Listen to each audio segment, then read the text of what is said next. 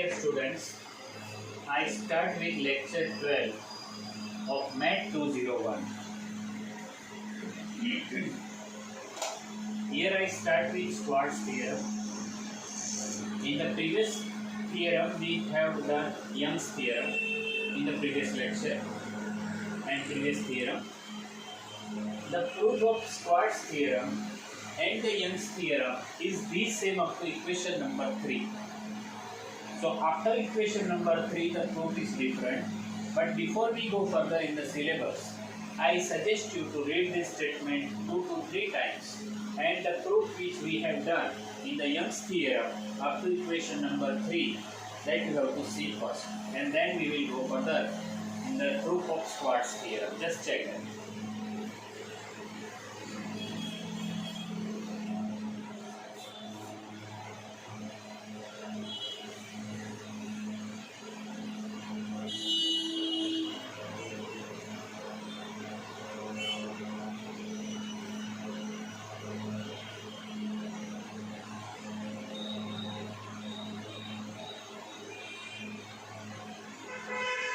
The statement of the squares theorem is that f is a function from t to r, means real valued function, over the two dimension, because E is subset of R2, such that its partial derivatives fx, fy, f of xy exist and are continuous in a neighborhood of a point xy, then f of y exists, such that f of xy and f of yx both are the same.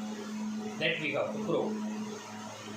And again we start with delta 2f, then we define function phi, and the same procedure is there, and therefore calculation remains the same. But after equation number 3, the calculation is different.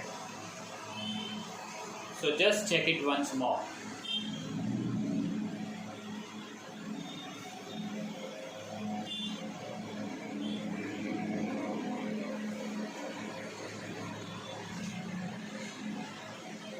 So after this,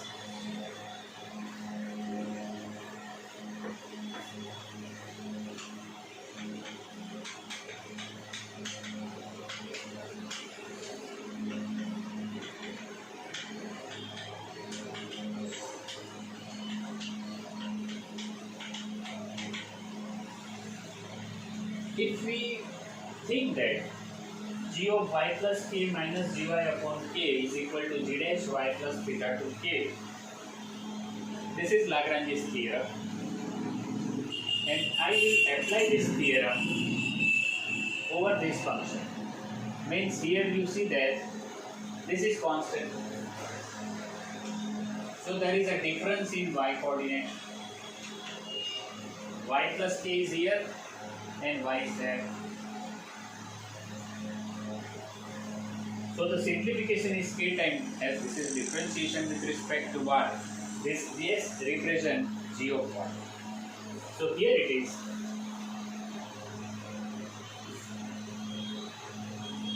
Therefore, delta 2f is h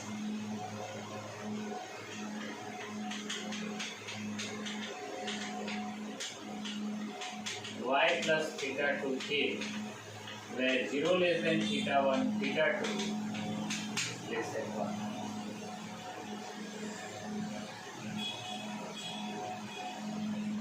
And again this is by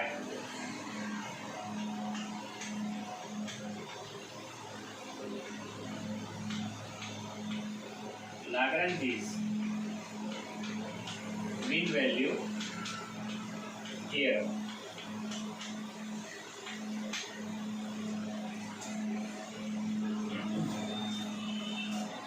So this is equation number 2. Or the equation number 4, not the 2.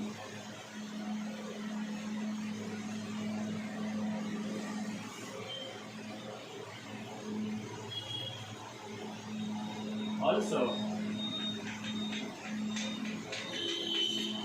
f of xy is continuous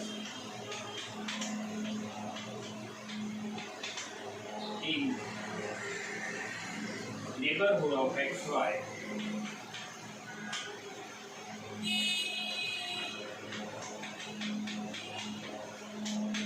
Therefore, limit x tends to 0, k tends to 0,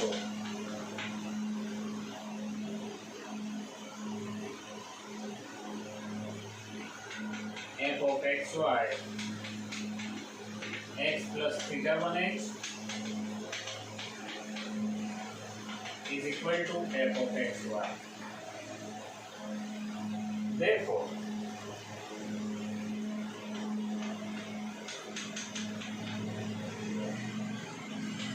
x plus theta 1x y plus theta 2k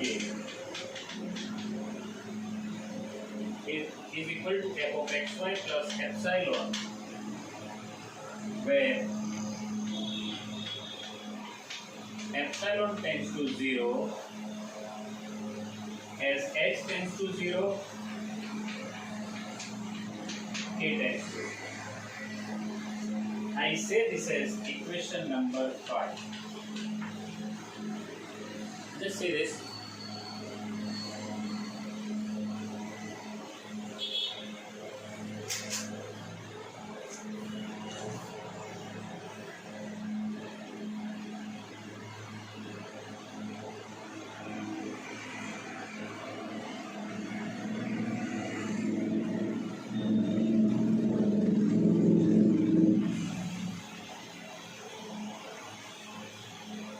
Therefore,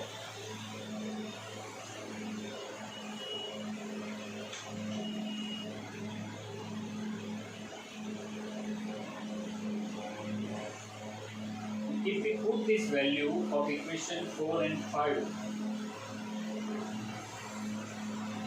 delta 2f is xk f of xy plus epsilon.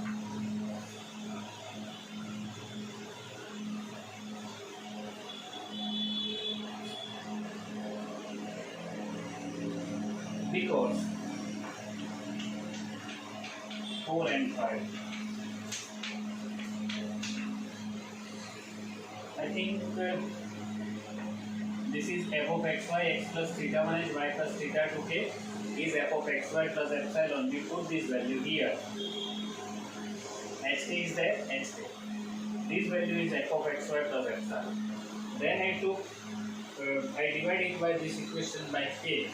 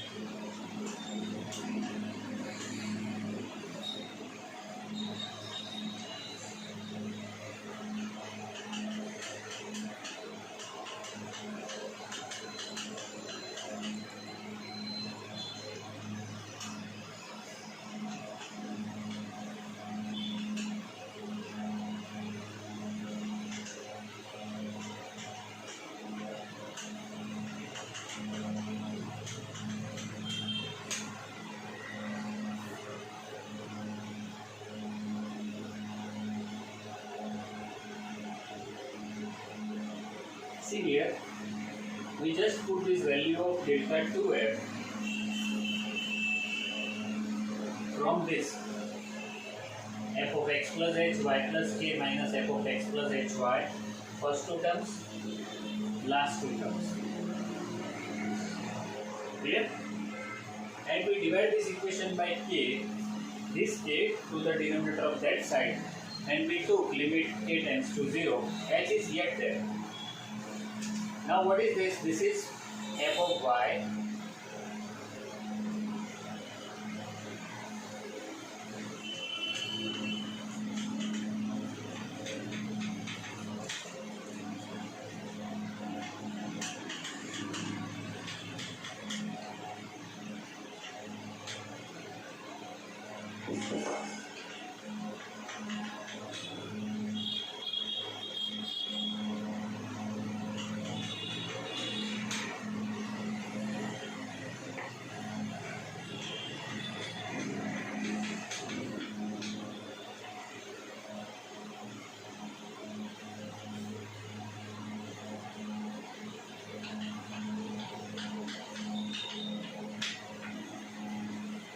I replace the small quantity by epsilon dash.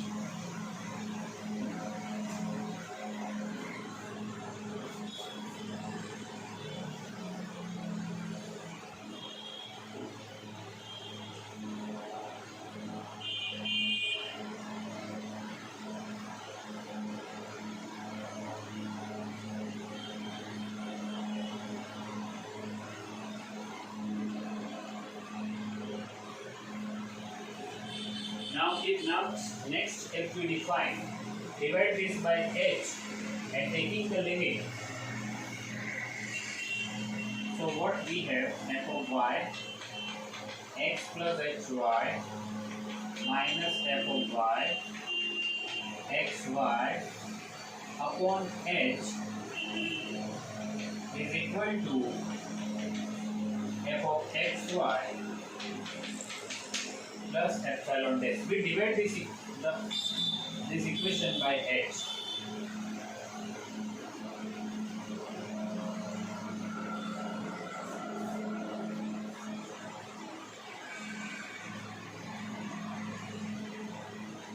And if we took limit h tends to 0 on both this side,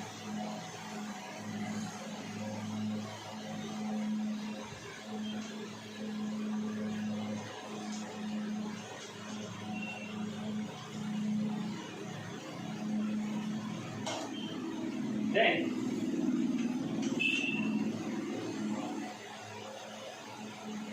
on this side we have f of yx, on that side it is f of xy. Therefore, f of yx exists and f of xy is f of yx, and therefore here we prove the theorem. Just we conclude the theorem.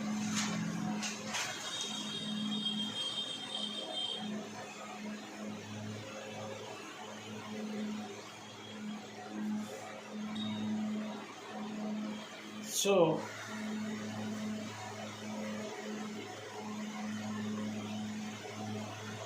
read these statements and try to understand the proof which we have done.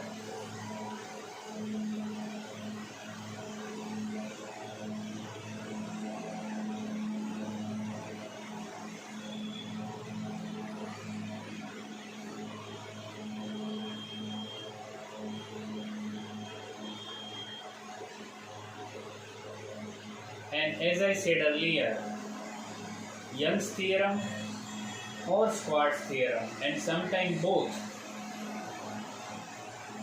will be in your final exam as well as in your college exam.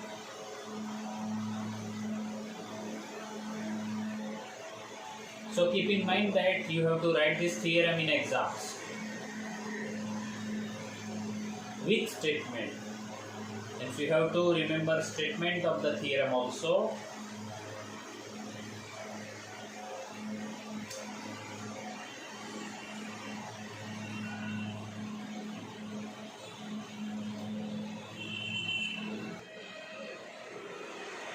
So dear students, here we start with one sum stated on the board.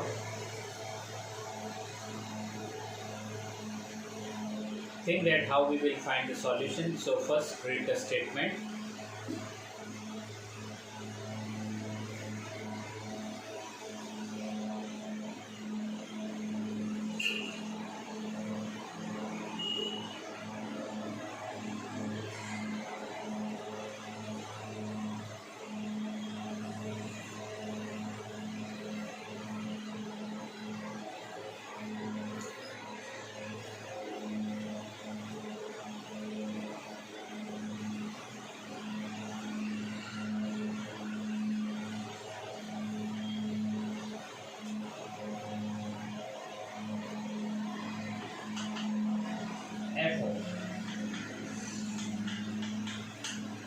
x, y, 0, 0. Think for a moment how we will find this. F of x, y means first with x and then with y. F of x, y means first with x and then with y. Now,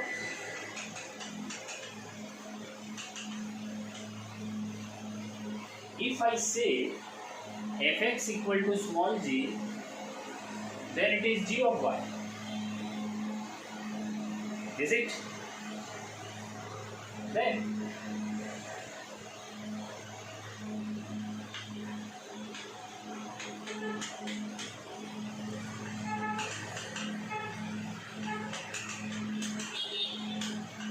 if fx is g, then it is like this. Then what will be the value? Limit k tends to 0, g of 0k minus g of 0 upon k. Now put the value of g there.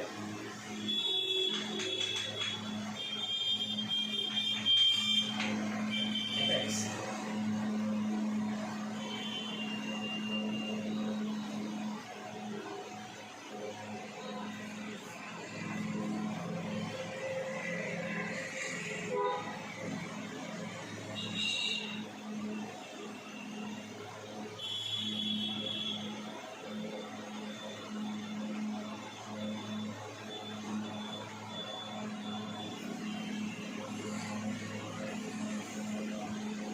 And I say this is equation number 1.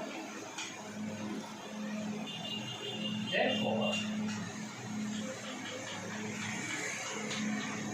this f of 0, fx 0k is equal to limit x tends to 0, f of hk minus f of 0k upon h.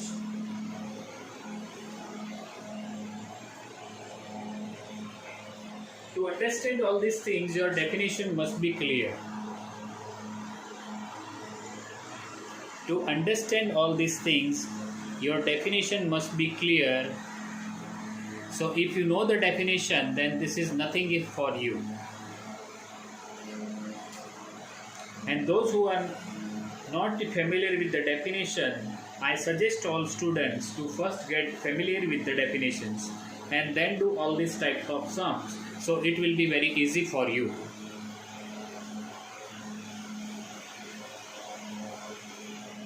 Now I start with the calculation.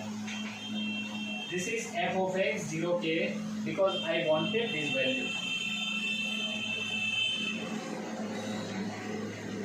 Limit x tends to 0, hk x square minus k square upon x square plus k square minus 0 upon h. Why? Because this is 0. Because if you put x is equal to 0, then this value is equal to 0. We can cancel out this h.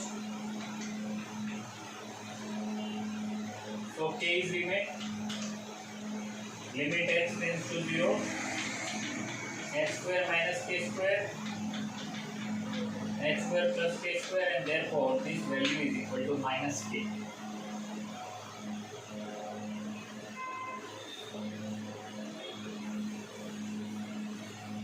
Because if we put x square equal to 0, because x tends to 0, this is 0 minus k square, this is 0 plus k square, therefore minus sign is remaining there, and therefore this value is equal to k into minus 1, and therefore it is minus k. So what we have? Therefore f of 0k at is equal to minus k. Therefore fx 0, 0 is equal to 0. Is it? Because the next value which we wanted is this. So by equation number 1,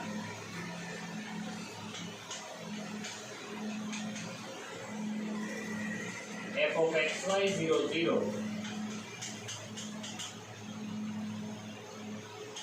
is limit k tends to 0 minus k minus 0 upon k, and therefore this value equal to -1.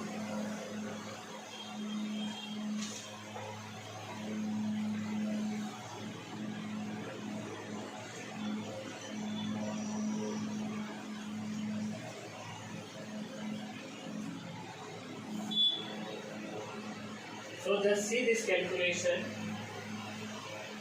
I will continue with this sum in the next lecture.